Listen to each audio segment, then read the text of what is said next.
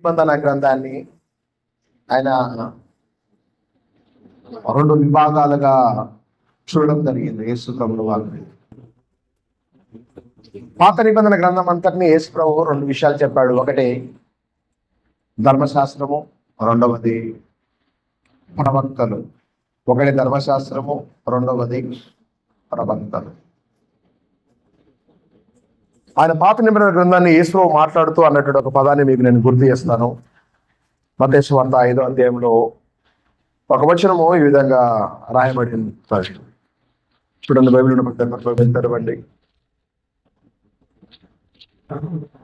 17వ వచనం. ఎవరైనా ధర్మశాస్త్రమునైనను కొట్టివేయ వచ్చితనని చాలు. యేసు ప్రభువు పాత నిబంధన గ్రంథాన్ని ఏ విధంగా చూశాడంటే, అయ్యా పాత నిబంధన 2 భాగాలు యేసు ప్రభువు లెక్కలో. ఏంటివి? లా బుక్స్, రెండవది ప్రాఫిట్స్. ఇదే పదాన్ని ఆయన మళ్ళీ రిపీట్ చేస్తూ ఇంకో చోట కూడా ఆయన చనిపోయి తిరిగి లేచిన తర్వాత ఎమ్మై మార్గమున శిష్యులు నడుచుకుంటూ వెళ్తున్నప్పుడు వాళ్ళతో కూడా మాట్లాడుతూ ఈ పదం వాడాడు ఆయన. చూడండి, ఎవరైనా లూకా సువార్త 24వ అధ్యాయం. ఆయన వారిని ఎమ్మై మార్గంలో వాళ్ళు నడుస్తున్నప్పుడు ఆ జరిగినటువంటి డిస్కషన్ లో ఆయన అన్నటువంటి పదము 27వ వచనము. మోషేయు సమస్త ప్రవక్తలను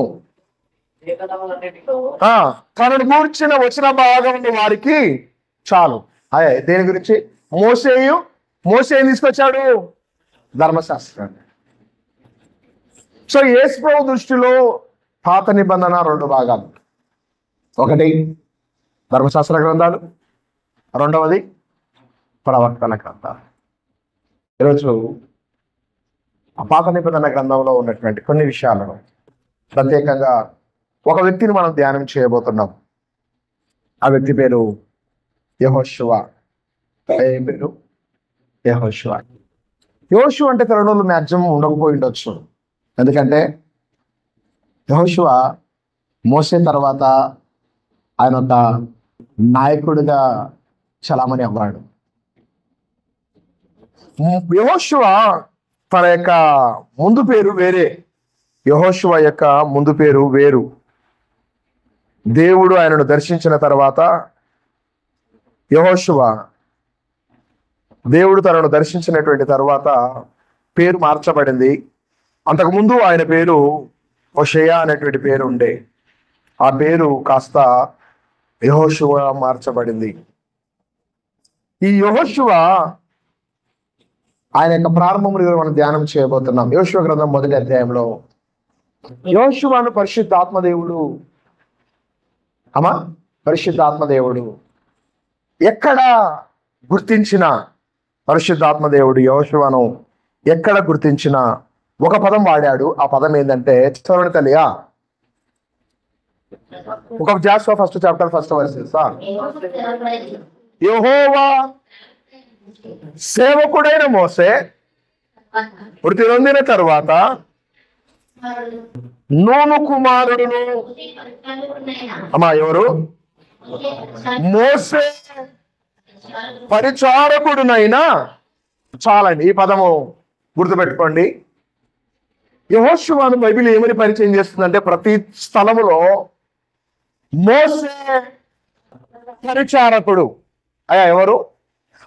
యెహోషువ రికగ్నైజ్ ఎవరంటే మోసే రికగ్నైజ్ ఎవరంటే గాడ్. మోసేని ఎక్కడ పరిచయం చేయాల్సి వచ్చిన బైబిల్ ఏమని ఉంటుందంటే, యెహోవా సేవకుడైన మోసే పరిచారకుడైన యెహోషువ. జాగ్రత్తగా గమనించండి. దేవుణ్ణి అనుసరించే వారికి దేవుడు ఎంత ప్రాధాన్యత ఇచ్చాడో, ఆయన ఏర్పాటు చేసుకున్న వారిని ఎవరైతే విశ్వసించి లేకపోతే ఎవరైతే వారి మీద నమ్మకం పెట్టుకొని ముందుకు వెళ్తుంటారో వారి విషయంలో కూడా దేవుడు అంతే ప్రాధాన్యత ఇచ్చాడు. యెహోషువను ఎక్కడ బైబిల్ పరిచయం చేసిన ఒక రిఫరెన్స్ మీకు గుర్తు చేస్తాను. 24వ అధ్యాయం 13వ వచనము, నిర్గమకాండము 24వ అధ్యాయం 13వ వచనం. Book of exodus 24th chapter 13th verses 9. 24వ అధ్యాయం 13వ వచనము. దొరికింది ఎవరికైనా?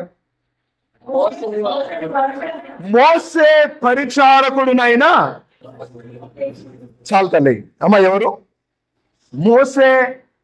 ఇప్పుడు యెహోషువకు ఒక డిగ్నిటీ లేకపోతే ఒక డిగ్రీ లేకపోతే ఆయనకంటూ ఒక రికగ్నైజ్ ఎవరు ఉన్నారంటే మోసే. ఐడెంటిఫై ఎవరంటే మోసే. ఈరోజు ఏదో ఒక దాని మీద మనం బిల్డ్ కావాలి అనేది దేవుడు కోరుకుంటుంటాడు. కొద్దిమంది ఒక చోట స్థిరంగా ఉండరు, ఒక కంపెనీలో స్థిరంగా ఉండరు, ఒక మనుషులతో స్థిరంగా ఉండరు, లేకపోతే ఒక సంఘములో స్థిరంగా ఉండరు. They don't have any identity. వాళ్ళకు ఒక గుర్తింపు అనేది దొరకదు. ఇప్పుడు నేను ఎక్కడికైనా వెళ్ళాలనుకోండి, నన్ను ఏమని పరిచయం చేస్తారంటే జోడిమెట్ల బాప్టిస్ట్ చర్చ్ పాస్టర్ గారని పిలుస్తారు. జోడిమెట్ల బాప్టిస్ట్ చర్చ్ పాస్టర్ గారు. సో నా రికగ్నైజ్ ఎవరంటే ఈ సంఘం. నా గుర్తింపు ఎవరంటే ఇక్కడ ఈ సంఘం. మోసేకు దేవుడు గుర్తింపు అయితే యెహోషువకు మోసే గుర్తింపు అయ్యాడు. పరిశుద్ధాత్మ దేవుడు యెహోషువను ఎక్కడ పరిచయం చేసినా ఎవరి పేరు చెప్తూ పరిచయం చేసిందంటే మోసే పరిచారకుడైన. ఇప్పటికి 2 రెఫరెన్స్లు మీకు గుర్తు చేశాను. ఇంకొక రెఫరెన్స్ కూడా చెప్పి నేను చూడండి. 11వ అధ్యాయం 28వ వచనం, సంఖ్యాకాండం 11:28, book of numbers 11th chapter versus 28. నాయన మోసే ఏర్పరచు కొనిన వారిలో చాలు తల్లి నూను కుమారుడైన మోసేకు పరిచారకుడునైనా చాలు. మీకు అర్థమవుతుందా?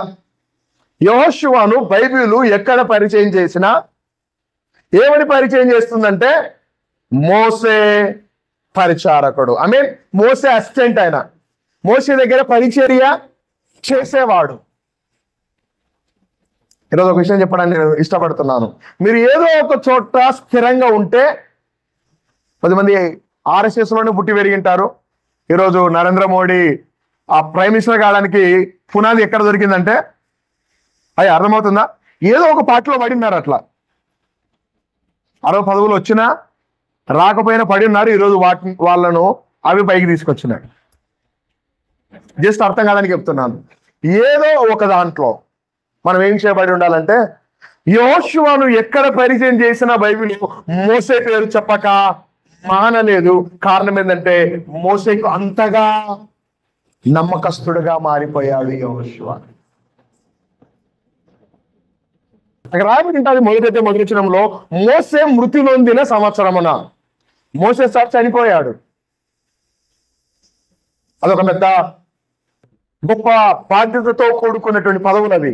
నాయకుడు, ఈజ్ అ లీడర్.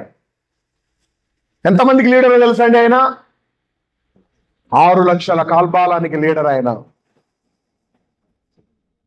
అంతమందికి లీడర్. ఆ నాయకుడు చనిపోతే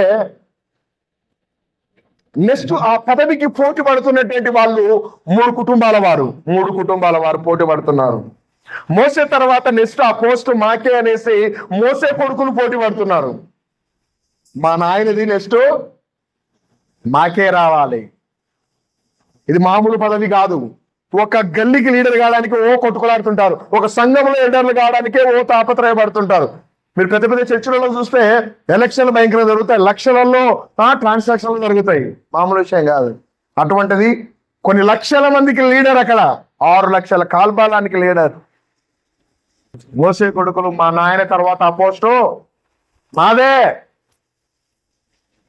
ఎవరు ఇంకా వాళ్ళు ప్రిపేర్ అయిపోయారు. దేనికి తెలుసా? ప్రమాణ స్వీకారాలు చేయడానికి రెడీ అయిపోయినారు. నెక్స్ట్ మా నాయన తర్వాత ఆ కుర్చీ మాదే అనేసి. అహరోను పిల్లలు తయారైపోయారు. మిరియాము కుమారులు రెడీ అయిపోయారు. ఎవరికి వాళ్ళు మాదే మాదే మాదే. దేవుడు ఎంత గొప్పోడంటే, అయ్యా మోసే పిల్లలను కోరుకోలేదు, అహరోను పిల్లల్ని తీసుకొచ్చి కూర్చోబెట్టలేదు, మిరియాము కుమారులను దేవుడు తీసుకొచ్చి కూర్చోబెట్టలేదు. అరౌండ్ 17 years ఏజ్ ఉన్నప్పుడు, 17 సంవత్సరాల వయసు ఉన్నటువంటి సమయంలో యెహోషువ మోషే దగ్గరికి వచ్చాడు. ఏ ఏజ్ గ్రూప్ లో? 17 years ఏజ్ ఉన్నప్పుడు యెహోషువ మోషే దగ్గరికి వచ్చాడు. ఏ రోజు మోషే దగ్గర ఏ పదవి ఆశించలేదు.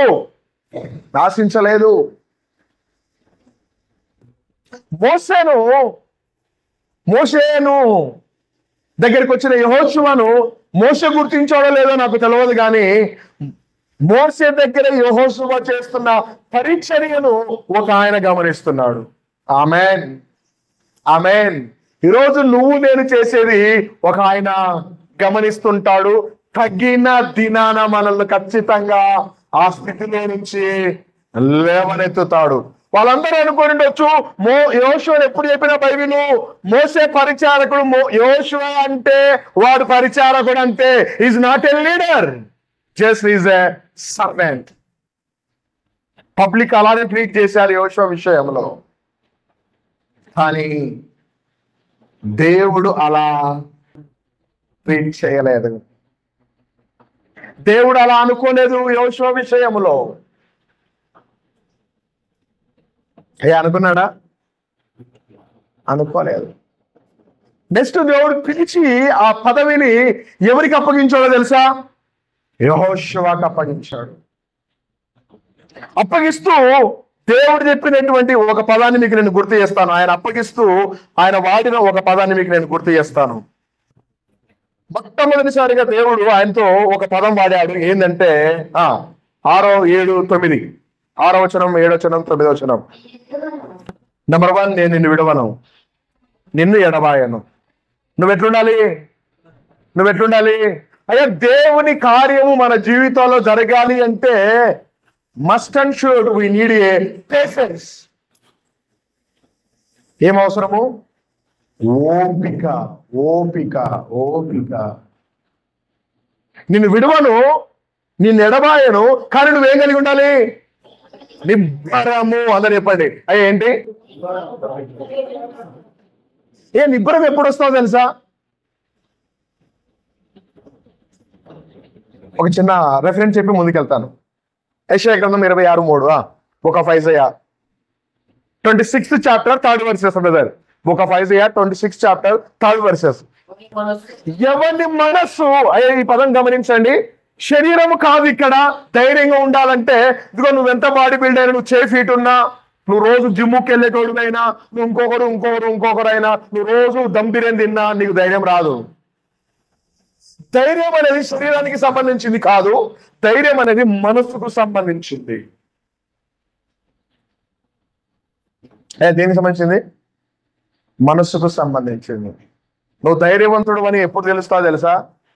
నీ మీద 100 మంది వచ్చినప్పుడు, నీ మీదకి కష్టాలు తుఫాన్ లాగా ఎగిసి పడుతున్నప్పుడు నువ్వు నిలబడి ఉంటావు చూడు. నిలబడాలి.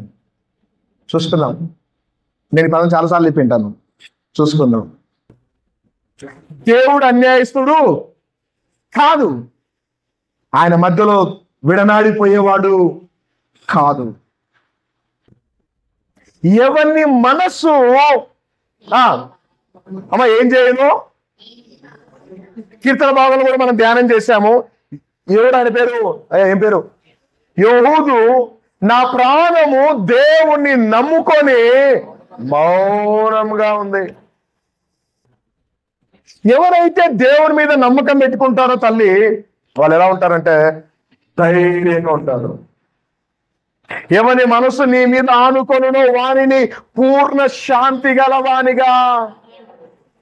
కారణం అతడు యెహోవా యందు విశ్వాసం ఉంచున్నాడు. దీన్ని కొంచెం ప్రాక్టికల్ గా తెలుసుకుందాం. నమ్మితే ధైర్యం వస్తుందా పాస్టర్ గారు? వస్తుంది. అపొస్తలుల కార్యం 12వ అధ్యాయంలో సైన్యము చుట్టుముట్టేసేసింది. పోలీసులు పట్టుకపోయినారు, జైల్లో వేసినారు. దాదాపు 16 మంది కావాలా కాస్తున్నారు ఒక వ్యక్తికి. ఎంతమంది? 16 మంది. అక్కడ రావడం ఒక అద్భుతమైన విషయం ఏంటో తెలుసా? పేతురు సైనికుల మధ్యలో నిద్రపోతుండేను. అదే ఏమవుతుండేను? చుట్టూ ఎంతమంది ఉన్నారు? 16 మంది పోలీసు వాళ్ళు. ఈయనేమవుతున్నాడు వాళ్ళ మధ్యలో? అంటే ఏం లేదు మనోడికి. నాకేమే టెన్షన్ అంటే నిద్ర వచ్చేదా? 10 మందికి 12, 1 గంట అయినా కూడా నిద్ర పట్టదు టెన్షన్ లాగే. మనోడు ఎంత ఆరాంగా నిద్రపోతున్నాడంటే దూత వచ్చి తట్టేంత వరకు మనోడికి సోయలేదు. పేతురు లేయ్, ఇదిగో చదివాను, ఇదిగో ప్రభు దూత 12వ అధ్యాయమా 6వ వచనమా, అతని ఎదుట నిలిచెను, అతడు ఉండిన గదిలో వెలుగు ప్రకాశించినందున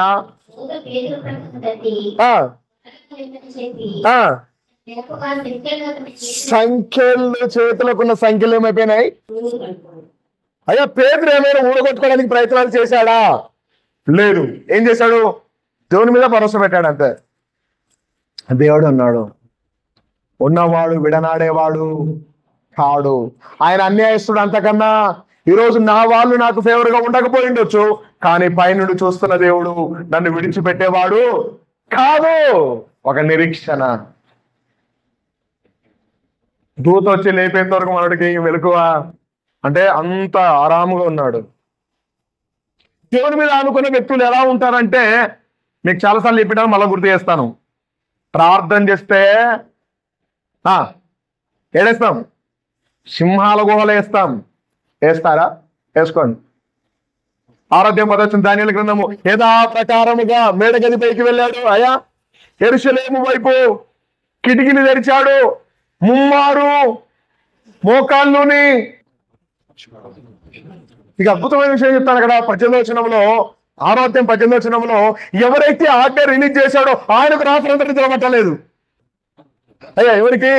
అక్కడ రాబడి ఉంటుంది, రాజుగారు రాత్రంతా నిద్రపోలే. నిద్ర పట్టాలి అంటే ప్రశాంతంగా బాడీ ఉండాలి. బైబిల్లో ఒక పదం ఉంటుంది, నాకు బాగా ఇష్టం. అది 127వ కీర్తన. తన ప్రియులు నిద్రించుచుండగా ఆయన వారికి ఏం పోతుంటే, నిద్రపోతే కూడా మంచి ఆరోగ్యం వస్తుంది, మంచి నిద్రపోండి. అట్లా చర్చలో కాదు ప్లీజ్. యెహోవా సెలవు లేకుండా నిద్రపోవడం మన వల్ల, ఆయన సెలవు లేకుండా తిన్నది డైజెషన్ చేసుకోవడం మన వల్ల కాదు. బాడీకి రీఛార్జ్ ఏంటంటే నిద్రనే, స్లీపింగే. ఎంత మంచి నిద్రపోతే అంత హెల్తీగా ఉంటారు. 10 మంది ఎప్పుడు వేలుకొనే ఉంటారు, ఎప్పుడు మెలకొని ఉంటారు. ఆ ఫోన్లు ఇట్లా స్క్రోల్ చేసుకుంటా పడుకుంటుంటారు. నిద్ర ఏడొస్తు.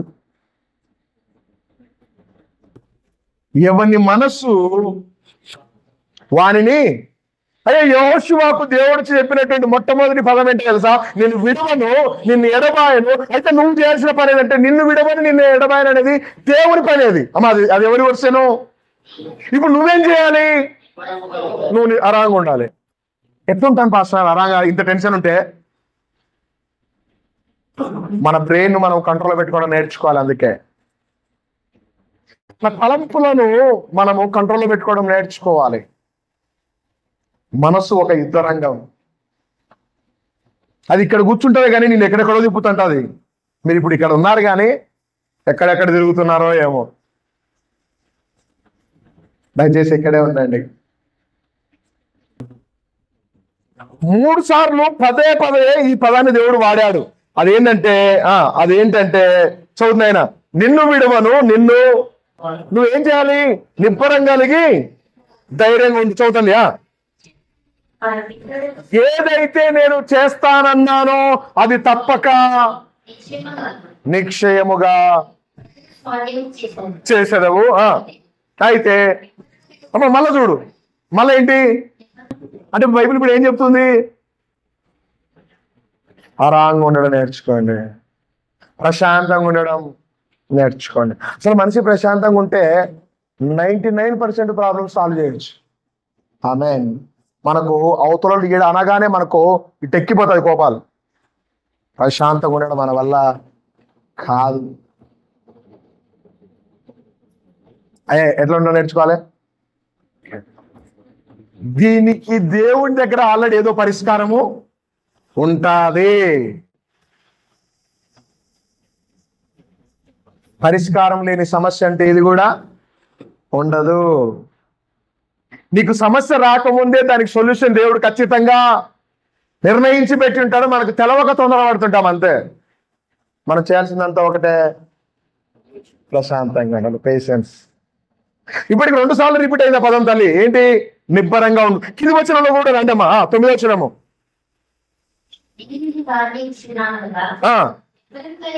అమ్మా మళ్ళీ ఏంటి? అయ్యా, దేవుడు కార్యము చేయాలి అంటే నీ దగ్గర మొట్టమొదట ఏముండాలని దేవుడు కోరుకున్నాడంటే నిబ్బరం. ఇప్పుడు దీన్ని ప్రాక్టీస్ చేద్దాం. అయ్యా ఏముండాలి? నిబ్బరంగా ఉండడం నేర్చుకోండి. అమ్మ ఆ మనిషి ఇంట్లోకి వచ్చిందంటే ఇంట్లో అందరిని ఆగమాగం చేస్తాడు. అలాంటి పేర్లు మనకు వద్దు. మనం వస్తే ఎట్లుండాలంటే ఇంట్లో ప్రశాంతంగా ఉండాలి. అమ్మ వచ్చిండా, ఇంకా టార్చర్ స్టార్ట్ అయిపోతుంది మాకు అనేది ఉండద్దు. నిబ్బరం కలిగి ఉండడం నేర్చుకోండి. ప్రశాంతంగా కూడా నేర్చుకుంటే బీపీలు షుగర్లు రావు. ప్రశాంతంగా ఉండడం నేర్చుకోవాలి. దేవుడు ఒక బాధ్యతను అప్పగిస్తూ పదే పదే ఒక విషయాన్ని రిపీట్ చేస్తూ వచ్చాడు. ఏంటి? నిబ్బరంగా ఉండండి, నిబ్బరంగా ఉండండి, నిబ్బరంగా ఉండండి, నిబ్బరంగా. అంటే దేవుని కార్యము జరగడానికి నిబ్బరంగా ఉండడానికి లింక్ ఏంటి? లింక్ ఏంటి? ఇంకొక విషయం చెప్పి నేను ముందుకెళ్తాను. హెబ్రీయులకు రాసిన పత్రిక, book of Hebrews 10th chapter. యాకోబుకు ముందు ఉంటుంది అమ్మా. 10వ అధ్యాయంలోనికి రండి. 10వ అధ్యాయం, 10వ అధ్యాయంలో 35, 36 తల్లి. కాబట్టి మీ ధైర్యాన్ని అమ్మా ఏదాన్ని విడిచిపెట్టదు. అసలు మీకు ఉంటే కదా ఒక పాటలో ఒక చరణం ఈ విధంగా ఉంటుంది. నీవేనా ధైర్యము, నిన్ను వీడి నేనుండలేను, నూతన గీతము నే పాడునా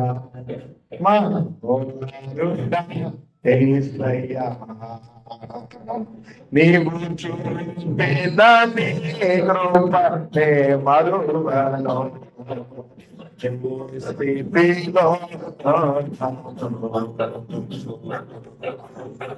హల్లెలూయా, థ్యాంక్ యూ వెరీ మచ్. తల్లి ధైర్యము కలిగి ఏం తల్లి? 10వ అధ్యాయము 30. కాబట్టి మీ ధైర్యాన్ని విడిచిపెట్టకుడి, దానికి ప్రతిఫలముగా అందరూ చెప్పండి పదము, గొప్ప బహుమానము. ఏ బహుమానం? ఎవరు ఇవ్వాలనుకుంటున్నారు గొప్ప బహుమానము? దేవుడు ఇవ్వాలనుకుంటున్నాడు. ఏముంటే నీకు? ధైర్యం ఉంటే. ఏముంటే? ధైర్యం. ఏ నుండి వస్తుంది ధైర్యం? బైబిల్ అంటది నీతిమంతులు, సామెత 8:1, నీతిమంతులు సింహము వలె. ఒకరోజు వాళ్ళ తమ్ముని కొడుకును శత్రువులు వచ్చి తీసుకెళ్ళిపోయారు. ఆ విషయం సార్కు తెలిసింది. వీళ్ళ దగ్గర పెద్ద మంది ఏం లేరు. వీళ్ళ ఇంట్లో పుట్టి పెరిగి ఏంటి అంటే ఈయన దగ్గరకు వచ్చి పుట్టినాక ఈయన దగ్గర పెరిగినటువంటి వ్యక్తులను ఒక 300 మంది తీసుకొని బయలుదేరిండు ఆయన. దాదాపు 3 దేశాల రాజులతో యుద్ధం చేసి అయ్యా ఎవరిది వాళ్ళకి తిరిగి ఇచ్చేశాడు. ఎవరైనా? అబ్రాహాం. ధైర్యం ఎక్కడి నుండి వచ్చింది నాకు? ఎవరైతే క్రీస్తుని కలిగి జీవిస్తారో, ఎవరైతే ప్రభువుని కలిగి బ్రతుకుతారో వాళ్ళు ప్రతి పరిస్థితిని డీల్ చేయడం నేర్చుకుంటారు. ఆమేన్. నిలబడతారు సమస్యల్లో, నిలబడతారు శోధనలో, ప్రార్థన చేస్తారు, కన్నీళ్లు కారుస్తారు, దేవుడి వైపే చూస్తారు, కానీ అక్కడ నుండి పారి అయితే పోరు. ప్రభు అనాథలుగా విడిచేవాడు కాదు. యెహోషువ, నిన్ను మనుషులు కోరుకోలేదు. ఈ పోస్టుకు లెక్క ప్రకారం చాలా మంది పోటీ పడుతున్నారు, కానీ నువ్వు ఆ రోజు నుంచి ఉన్న నమ్మకత్వాన్ని బట్టి, ఆ రోజు నుంచి నువ్వు మోసే దగ్గర ఉన్నటువంటి పరిచర్య భారాన్ని బట్టి, ఒకరోజు వీళ్ళిద్దరికి ఉన్నటువంటి కమ్యూనికేషన్ గురించి మాట్లాడుతున్నాను. మోసే గుట్ట మీదకి ఎక్కిండు. ఏ గుట్ట అది? సీనాయి గుట్ట. ఈయన కింద వెయిట్ చేయమన్నాడు. మోసే ఇక్కడ ఉందా, యోషువ ఇక్కడ ఉండు, నేను పైకి వయసు వస్తానన్నాడు. సార్ పైకి వెళ్ళిండి, ఇంకా రాలే. 1 రోజు అయిపోయింది రాలే, 2 రోజులు అయిపోయింది రాలే. 40 పగళ్ళు 40 రాత్రులు ఆయన కిందికి దిగి రాలేదు. మా సార్ ఇక్కడ ఉండమన్నాడు, నేను ఇక్కడ ఉంటాను. ఎవరైనా మనకు ఉండమని చెప్పి వాళ్ళ ఆ టయానికి రాకపోతే ఎన్నిసార్లు ఫోన్ చేస్తామో మనం, ఏమాయ రాలేదు, ఏమాయ రాలేదు, ఏమాయ రాలేదు. దీన్ని బట్టి యోషువ దగ్గర దేవుడు ఏం గమనించాడంటే, మనోడు మంచి ఓపిక ఉన్న వ్యక్తి, సహనము గల వ్యక్తి. ఒకరోజు అబ్రాము, ఆయన ఆశ అంతా ఏంటంటే, ప్రభా ఎంత ఇస్తే లాభం అయ్యా, ఈ ఆస్తి అంతా ఎవరు, నా సేవకుల కొడుకులకు, మా పెద్ద పనుడు పాలేరు ఎలియాజరుకి వెళ్ళిపోతాడు కదా, నువ్వేమిస్తే ఏం లాభం అన్నాడు. దేవుడు ఆయన దగ్గరికి వచ్చి, ఏమయ్యా అబ్రామ, నువ్వు మారినావు అనుకున్నా, ఏం మారలే, ఇంకా అదే బుద్ధి. ఎవరిని పట్టుకున్నాడు ఆయన? అబ్రామ్. దేవుడు ఎవరికి బొట్లు పెట్టాడు, దేవుడు ఎవరికి ముఖస్థుతి చెయ్యడు. కరెక్ట్ అయితే కరెక్ట్ అంటాడు, తప్పైతే 99 ఏళ్ళు ఉన్నప్పుడు దేవుడు ఆయన దగ్గరకు వచ్చి ప్రత్యక్షం అయితే, రాగానే అబ్రామ్ ఏమంటాడు సార్, ప్రభా నాకు అది లేదు, నాకు ఇది లేదు. దేవుడు అన్నటువంటి పదము 17వ అధ్యాయం 1వ వచనంలో రాబడి ఉంటుంది, మొదట నా సన్నిధిలో నీవు చదవాలి. ఓ బుక్ పేరు చెప్పాలని వెయిట్ చేస్తున్నారా? అబ్రామ్ గురించి ఏడు ఉంటుంది, ఇంకా మీరు అడిగి వెళ్ళిపోవాలి మరి. అమ్మా, అబ్రహాము 99 ఏళ్ళ వాడైనప్పుడు యెహోవా అతనికి ప్రత్యక్షమై, నేను ఐఎమ్ ద ఆల్మైటీ గాడ్. మొట్టమొదటిసారిగా ఈ పదం వాడబడింది బైబిల్లో. అక్కడ నేను సర్వశక్తి గల దేవుడను, నా సన్నిధిలో నడుచుచు. నువ్వు ఫస్ట్ చక్కగా రాదయా ఆయన అన్న అర్థం అదే. అబ్రామని పలకరిస్తే చాలు, కొడుకులు లేరు ప్రభా, పిల్లలు, అరే అబ్రామ ఏందా ఇట్లతారైనావు, నువ్వు చక్కగా ఉండు ఫస్ట్. నువ్వైతే నీకు ఎప్పుడు ఏమి ఇవ్వాలో నాకు తెలుసు, తగిన సమయాన నేను కార్యము చేస్తాను. నేను చేసిన తర్వాత నువ్వేం చేయి, ప్రశాంతంగా ఉండు. రాకుండా పదం అదే, నా సన్నిధిలో నువ్వు ఎట్లుండు, నిందారహితుడు.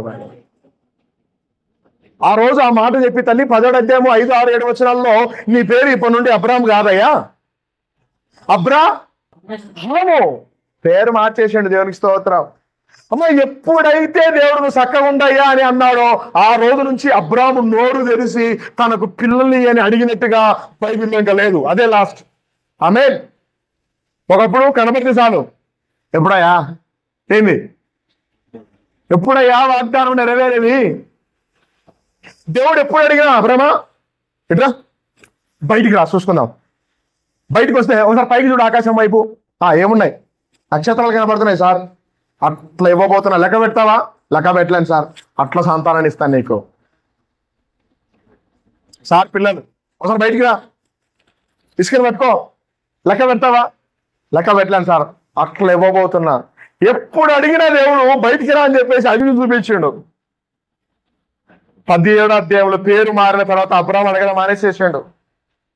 18వ అధ్యాయంలో దేవుడే వెతుక్కుంటూ వాళ్ళ ఇంటికి వెళ్ళిపోయిండు. 18వ అధ్యాయం మొదటి వచనంలో మామ్రే దగ్గరనున్న అమ్మ సింధూరా ఎండవేళ అక్కడ కూర్చుంటే దేవుడే వచ్చిండు వాళ్ళ ఇంటికి వెతుకులాడుకుంటూ కనబడి. దేవుడు ఏమి డిష్లు అరేంజ్ చేయమని చెప్పలేదు. అయ్యో మా ఇంటికి అయ్యగారు వచ్చిండు అనేసి మనోడు పరిగెత్తుకుంటూ పోయేసి మంచి చిన్నవి పెద్దవి అన్ని పట్టుకొచ్చి కోసేసాడు. మంచి లంచ్ అరేంజ్ చేసాను. ఏదో నవ్వుతుండు ఫ్రాన్సిస్.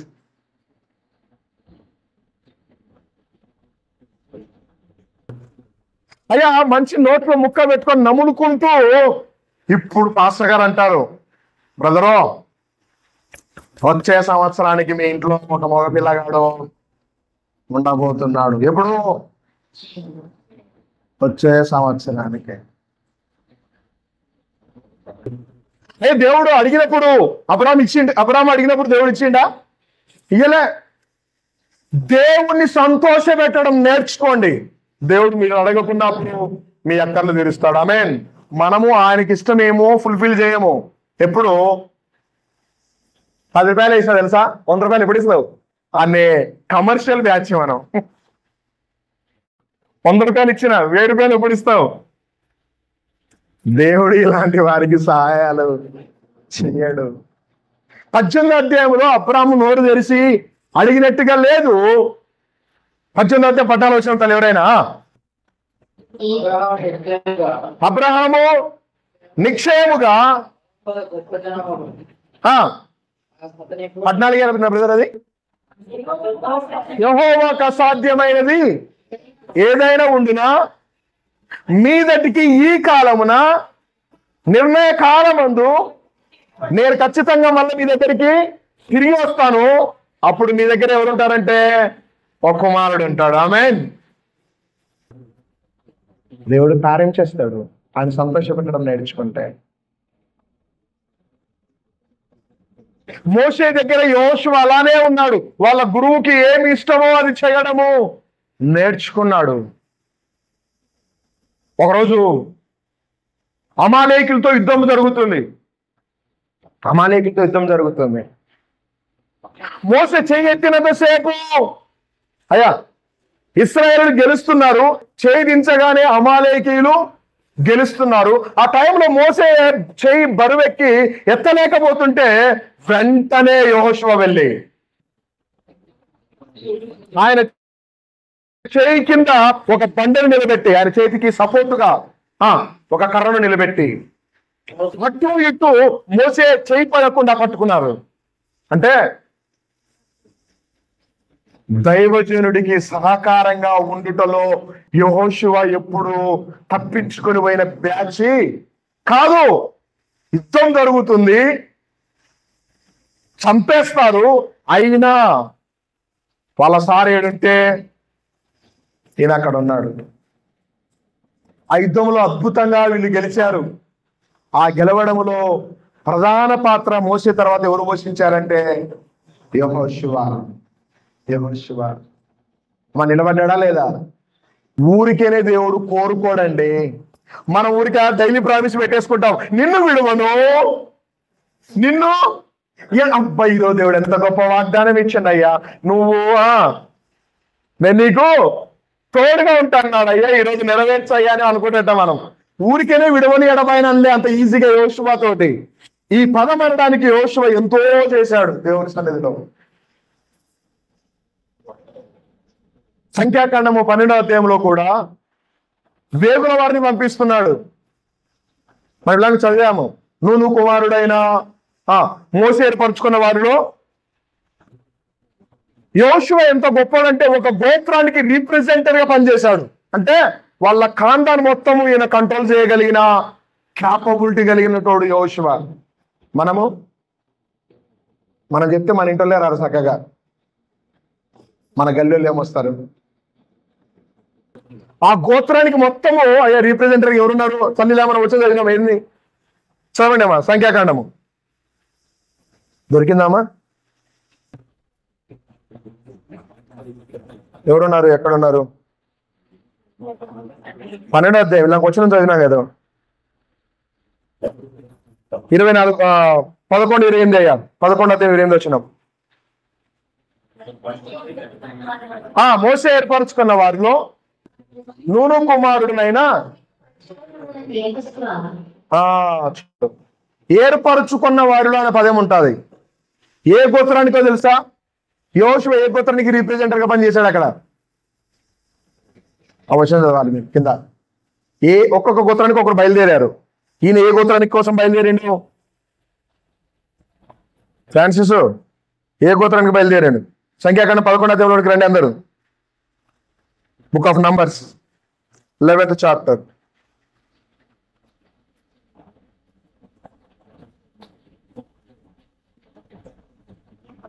ఒక్కొక్క గోత్రానికి ఒకరు బయలుదేరారు.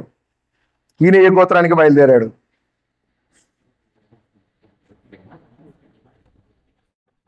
వేగుల వారందరూ వెళ్ళిన అధ్యాయము 13వ అధ్యాయంలోనికి రండి. వాళ్ళ పేర్లు ఈ విధంగా రాయబడి ఉంటాయి. 3వ వచనము, 4వ వచనము. షిమ్యోను గోత్రము నుండి చౌతల్లి ఒక్కొక్క గోత్రానికి ఒకరు వెళ్ళారు. వాళ్ళు ఏ గోత్రం వాళ్ళు అంటే చూడండి 8వ వచనము.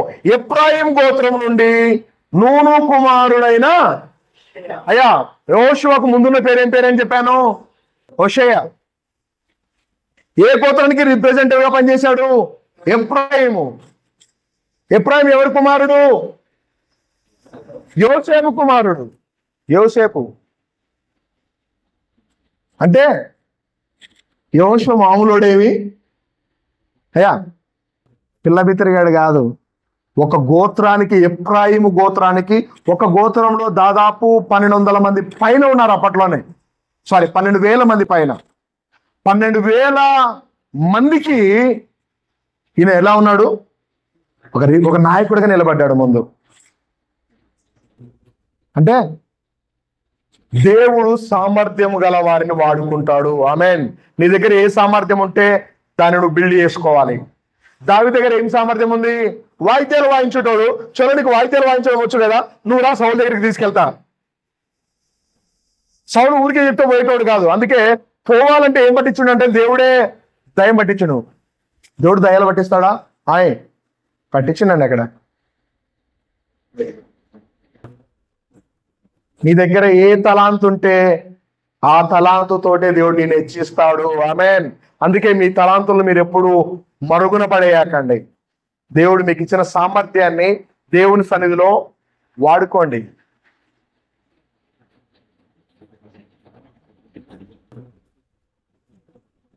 దాదాపు 37 భాషలు నేర్చుకున్నాడు ఇక్కడికి వచ్చి. ఎవరైనా విలియం కేరీ గారు చెప్పులు కొట్టుకునేటువంటి వ్యక్తి.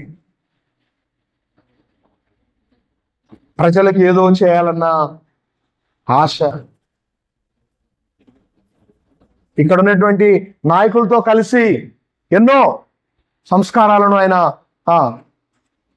రూపుమాపగలిగాడు. చెయ్యాలన్న తాపత్రయం. విలియం కేరీ గారు బాప్టిస్ట్ చర్చి ఇవాంజలిస్ట్, ఆయన బాప్టిస్ట్ చర్చి మిషనరీ. ఆయన యెహోషువ ఒక గోత్రానికి అక్కడేమో వచ్చేంత వరకు నమ్మకంగా ఎదురు చూశాడు. యుద్ధంలో ఓడిపోతున్న టైంలో వాళ్ళ బాస్కినా సపోర్ట్ గా నిలవబడ్డాడు. ఇక్కడేమో ఒక గోత్రానికి రిప్రజెంటర్ గా మోసే పంపిస్తే నాయకత్వం వహించి తీసుకొని వెళ్ళాడు. అక్కడ నెఫిలీలు ఉన్నారు, అమాలేకీలు ఉన్నారు. వాళ్ళందరూ చూసినప్పుడు వీళ్ళందరూ ఏమన్నారంటే, అయ్యా వాళ్ళు చాలా గొప్పలు, వాళ్ళని జయించడం మన వల్ల కాదు. వాళ్ళ దృష్టికి మనం ఎట్లున్నామో తెలుసా? చదవండి తల్లి ఈ వచనాన్ని. వాళ్ళ దృష్టికి లాస్ట్ వచనం బ్రదర్ ఎవరైనా 32, 33. మరియు వారు తమ సంచరించి చూచిన దేశము గురించి చెడ్డ సమాచారము చెప్పి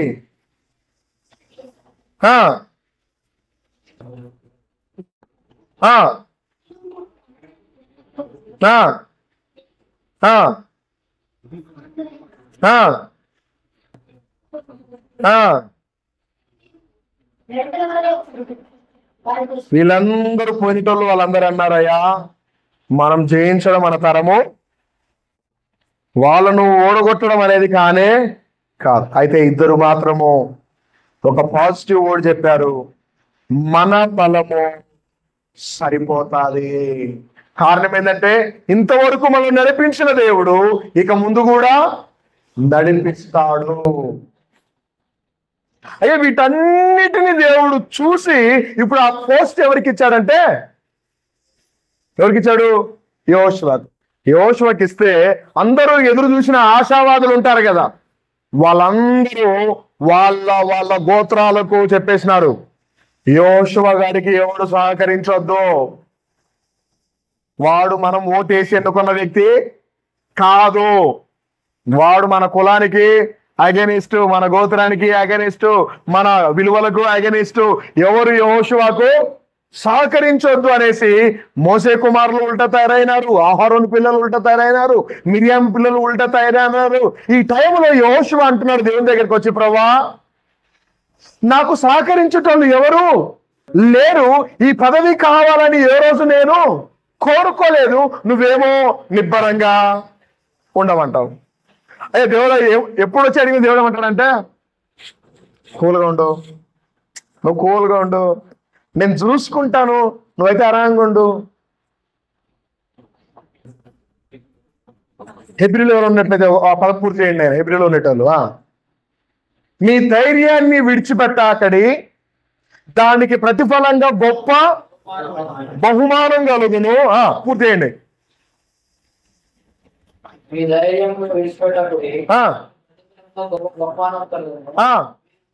మీరు దేవుని చిత్తము నెరవేర్చిన వారై వాగ్దానము పొందు నిమిత్తము.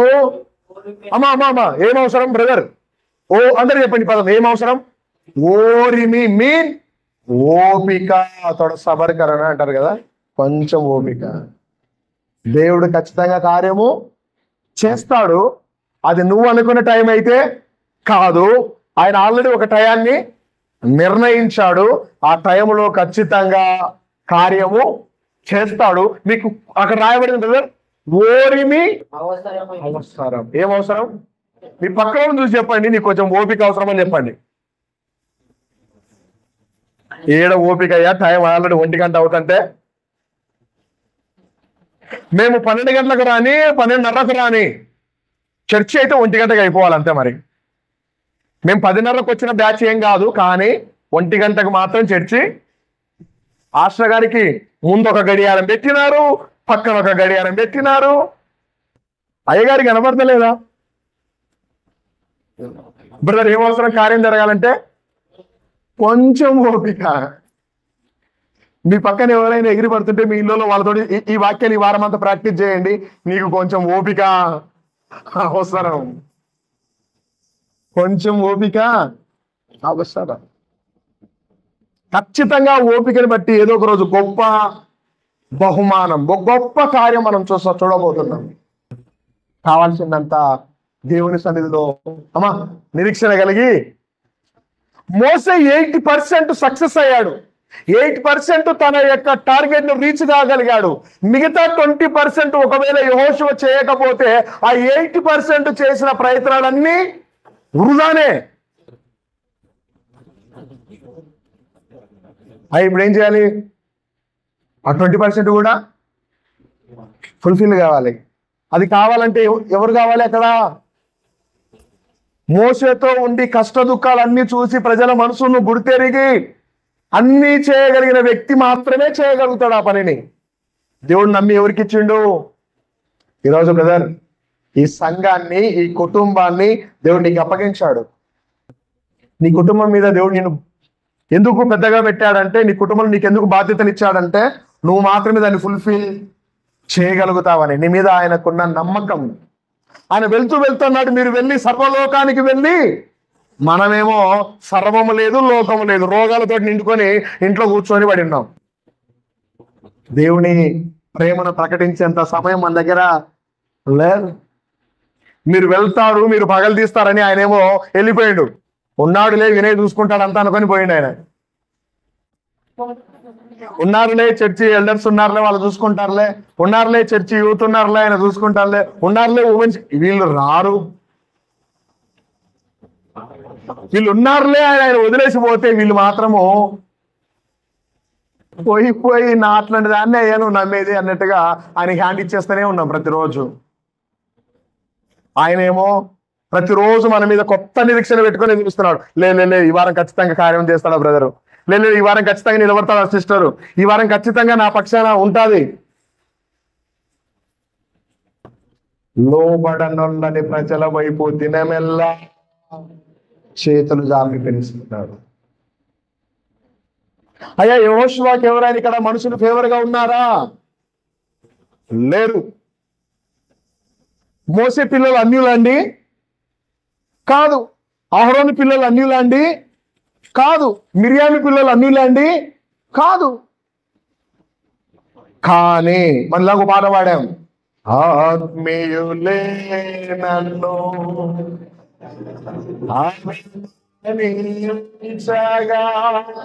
మళ్ళీ అవమానించడానికి అన్యులు అవసరం లేదు ఇక్కడ. ఎవరు? ఆత్మీయులే చాలు మనల్ని బాధ పెట్టడానికి. మోసే తర్వాత ఆ పోస్టును దేవుడు అప్పగించిండయ్యా. దేవుడు అప్పగించిన వారికి మనం సహకరించాల్సిన బాధ్యత మన మీద ఉందని ఒక్కరు కాకపోతే ఒకరు ముందుకు రావట్లేదు. యెహోషువ చేయగలిగినంత ఒకటే, ఏ మనిషి దగ్గరికి వెళ్ళి కాళ్ళ ఎల్లబడలేదయ్యా, దయచేసి రండి అయ్యా, దయచేసి సహకరించండి అయ్యా, దయచేసి అనట్లేదు. కానీ ఎవరి దగ్గరికి వచ్చి చూస్తున్నాడు? నేను స్టార్టింగ్ లో ఒక పదం చెప్పాను, సమస్య తీర్చగలిగే వ్యక్తి దగ్గరికి వెళ్ళాలి, కానీ తీర్చలేని దగ్గరికి వెళ్ళి నా కష్టాలు తీర్చు అంటే ఆయన అంటాడు నాది నాకే ఇది లేదంటాడు. ఆ మొదటి అధ్యాయంలో కింది వచనాలు మనం చదువుకుంటూ వెళ్తే యెహోషువ గ్రంథంలో ఆయన చేసినటువంటి ఒక పనిని మీకు నేను గుర్తు చేస్తాను. యెహోషువ దేవుని వైపు చూస్తున్నాడు. దేవుడు చెప్పాడు 9వ వచనంలో, నేను నీకు ఆజ్ఞ ఇచ్చినాను కదా, నువ్వు నిబ్బరంగా ఉండు, ధైర్యంగా ఉండు, నువ్వు నడిచే మార్గంలో నేను కార్యం చేస్తాను అనేసి దేవుడు ఆయన పదే మాట్లాడుతున్నాడు. అయితే ప్రజలు తనకు తిరగబడి తన మాట వినట్లేదు. అయితే ప్రార్థన చేస్తున్నాడు. మరి దేవుడు చేసిన గొప్ప కార్యం ఏంటంటే 16వ వచనం 17, 18, అందుకు వారు నీవు మాకు బ్రదర్ సిస్టర్స్, అయ్యా నువ్వు ఏదైతే మాకు చెప్తున్నావో, నువ్వు చెప్పినట్టుగా మేము చేస్తాము అన్నారా, చేయము అన్నారా? ఒకప్పుడు అదే ప్రజలు కదా, నిన్నెవరయ్యా కోరుకున్నది, నీ మాట మేమెందుకు వినాలయ్యా అన్నది ఆ ప్రజలే కదా. అదే ప్రజలు ఈరోజు నువ్వేం చెప్పినా మేము చేస్తాము అనగలిగేటట్టు ఎవరు మార్చారు? మనుషుల హృదయాలను మార్చగలిగిన వాడు దేవుడు. ఏ మనుషులైతే మనకు వ్యతిరేకంగా ఉన్నారో అదే మనుషులను దేవుడు అనుకుంటే ఎంతసేపు ఆయనను మార్చడానికి. ఆమేన్. అప్పగించండి దేవునికి. ఆమేన్. ప్రభా నీ హస్తాలకు అప్పచెప్తున్నామయ్యా, నువ్వు చూసుకో. ఏ ప్రజలైతే నీ మాట వినమన్నారో, ఏ ప్రజలైతే నిన్నెవరయ్యా కోరుకుంది అన్నారో అదే ప్రజలు. నైనా వచ్చిన అందరూ చదవండి బ్రదర్. 16వ వచనము, నీవు మాకు ఆజ్ఞాపించినదంతా చేస్తాము, నువ్వు మమ్మల్ని ఎక్కడికి పంపిస్తే. ఒకప్పుడు అందరు కూర్చొని ఏ మీటింగ్ పెట్టుకున్నారు? యెహోషువ దగ్గరికి ఎవరు పోవద్దు, వాడిని మనం కోరుకోలేదు, యెహోషువకి ఎవరు సహకరించొద్దు అనుకునేటోళ్ళు మారినారా లేదా? ఈరోజు కొడుకైనా, కోడలైనా, బిడ్డ అయినా, అల్లుడైనా, మన చుట్టాలైనా మారాలంటే ఎవరు మార్చాలి? నా కోడలు నా మాట వినదయ్యా అంటే నువ్వు చెప్తే ఎందుకు వింటది?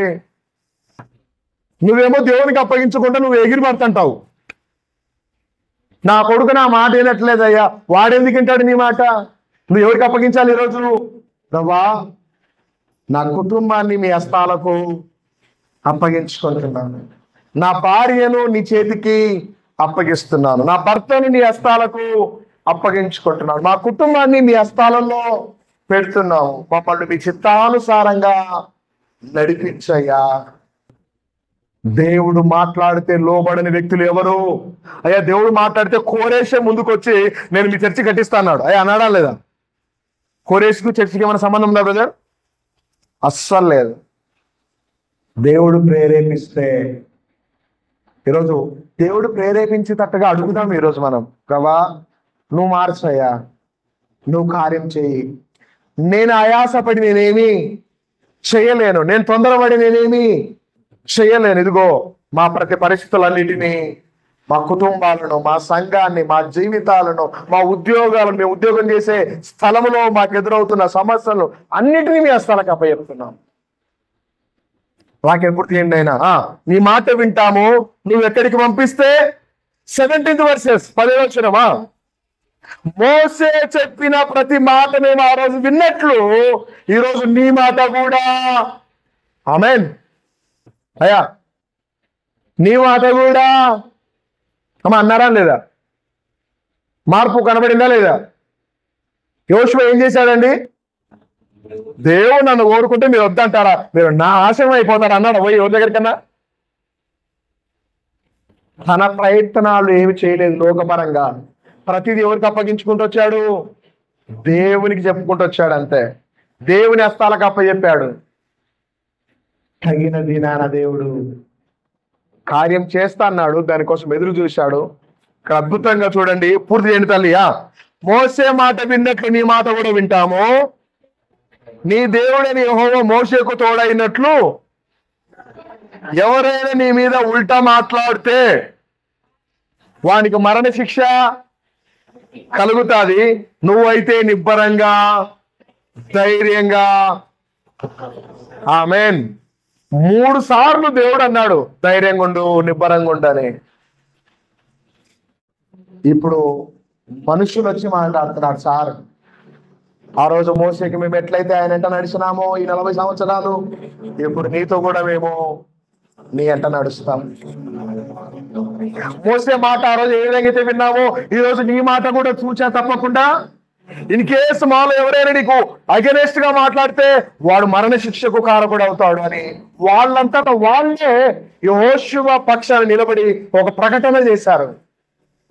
ఇదంతా మారడానికి గల కారణము ఒకప్పుడు అదే మనుషులు, అదే నోర్లు, అదే ప్రాంతము. ఇప్పుడు అదే మనిషి, అదే నోరు అనుకూలంగా మారడం ప్రారంభించింది. కారణము దేవుడు వారితో మాట్లాడాడు. ఈరోజు దేవునికి అప్పగించుకుందాం ప్రతిదీ. నా యేసు ఎంత గొప్పటోడు అంటే, నా ఎత్తుకొచ్చు వారిని నేనేమాత్రము త్రోసివేయను అన్నాడు.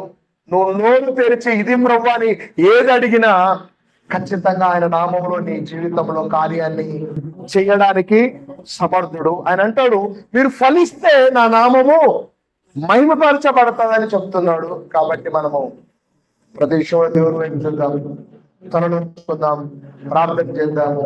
ఒక్క మాట ఎవరికి వాళ్ళు, ప్రభా ఏ మనుషులైతే యెహోషువకు తోడుగా లేరో ఆ రోజు, అదే ప్రజలు ఈరోజు ఈయన పాదాల దగ్గరికి వచ్చారు.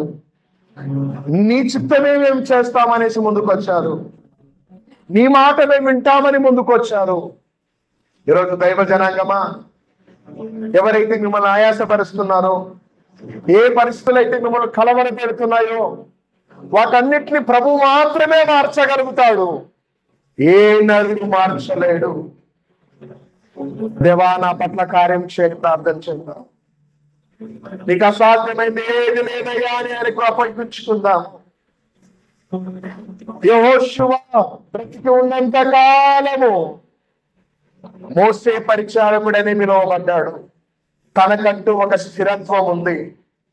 ఈరోజు నువ్వు నేను కూడా బ్రతికున్నంత కాలము ఆయన కుమారుడుగా, ఆయన కుమార్తెలుగానే పిలువబడాలి. ఆయన సన్నిధిలో మనం అంటుకట్టబడాలి. మన ఐడెంటిటీ ఆయన మాత్రమే. తండ్రి నీకు వందనాలు, వందనాలు, వందనాలు, వందనాలు.